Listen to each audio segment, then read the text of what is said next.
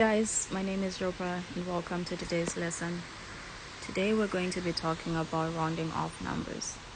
Before we talk about rounding off numbers, I would like to remind you of place values. We can think of place numbers as boxes that hold values in them, and every number that is placed inside that box will get its value from the value of the box. So for example, let's say our thousands is this cute box here.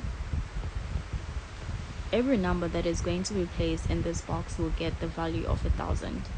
So if we place 2 in this box, it will become 2,000. If we place 5 in this box, it will become 5,000, and so on. So we have another box of hundreds. Every number that is going to be placed in this box will come off as 100 something. So if we place 1, we're going to get 100. If we place 2, we're going to get 200. If we place 0, we get nothing. Okay? If you place 0 in any box, you get 0 back. Same thing for tens. These are the big tens. Remember that. These are the big tens. There's a big difference between the big tens and the small tens. So in the big tens, whatever number that you put in that is going to come off as a multiple of 10. If you put 2, you're going to get 20. If you put 3, you get 30. If you put 1, you get 10. If you put 0, you get 0. And then the units. So the units are single numbers. Whatever you put in this unit box will remain whatever it is. For example, if you put 1, you get 1 back. If you put 2, you get 2. Nothing changes for the units. They remain what they are. Okay? And then for the small tens that we're talking about, so these are actually more like a fraction of something. So whatever number that you put in this box will be that number over 10. So for example, if you put 2 in the small tens box, you get 2 over 10. If you put 5, you get 5 over 10. If you put 0, you get 0 over 10, which is 0. And so on. So I hope that is clear. When you're writing out numbers, it is important to make sure that you keep the order of the numbers correctly.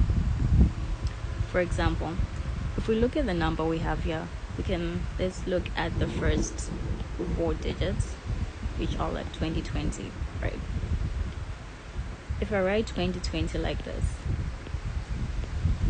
2 is for 1,000, this one is for 100, this one is for tens, and this is for units, right?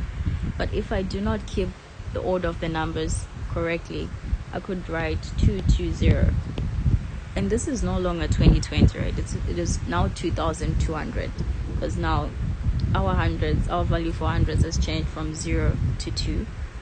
And these numbers are not the same. So it is very important that when you're writing out numbers, you keep the order of the numbers. Otherwise, the number gets a new value, which is not what you wanted.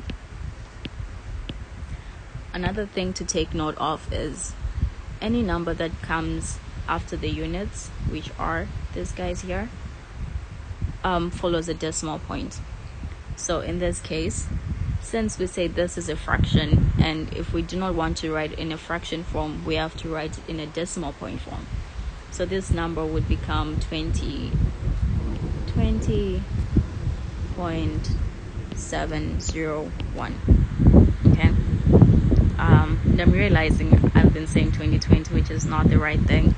This number is 2020.701. Always remember, a number that comes after the units follows a decimal point. And even after the decimal point, it is important to keep the order of the numbers correctly. The main topic of today was rounding off numbers. So in most cases, when you're rounding off numbers, you're told which number to round off to. So for example, you could be told to round off a number to the nearest whole number, or to the nearest 10, or to the nearest 100, and so on. When you're rounding off a number, you're either rounding it up or rounding it down. And this depends on the number that comes after the place value of the number that you're rounding off. So when you're rounding a number up, the number that you're rounding off increases by 1. So in this case, this increases by 1. And when you're rounding it down, it stays the same. Okay? It's important to remember that when you're rounding a number down, it stays the same. It does not change. And when you're rounding it up, it increases by 1. Okay, this is my pretty one. When you're rounding a number off, there are two important things you need to take note of. First is the place value of the number that you're being asked to round off, right? And second, the number after the number you're supposed to round off. So, I'm sorry, that sounds like a lot. Let's say you're given 5.7 maybe, and you're asked to round this off to the nearest whole number.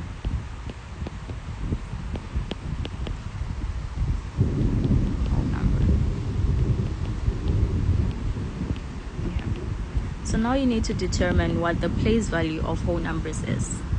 Okay, what is the place value of whole numbers? I hope you guys know this, but the place value of whole numbers are units. That means in our number, what you're looking at is 5. Right? That is the first number you look at. You look at 5. And then the next thing you need to do is look at the number that comes after the number that you're supposed to round off. And if it is greater than, if the number that comes after the number you're supposed to round off is greater than 5, that means you're rounding it up. If it is less than 5, you're rounding it down. Okay? And if it is 5, you're rounding it up. Okay, let me write that down. So if the number that comes after the number we want to round off is greater than or equal to 5, we're rounding the number up. That means if our number, for our example where we have 5.7, we're looking at this 7, and the 7 is within this range, right? Like 7 would be maybe somewhere there, right? That means our 5 is going to be rounded up. So we're going to have 5 plus 1, which gives us 6, and our new number is 6. Okay? This is our new number right over here. 6. So now we have rounded off 5.7 to the nearest whole number, and our answer is 6.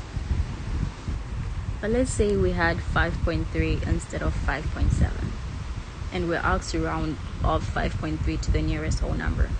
So once again, we look at the number that comes after our number that we want to round off, and in this case we're looking at 3, and we can see that 3 lies within this range,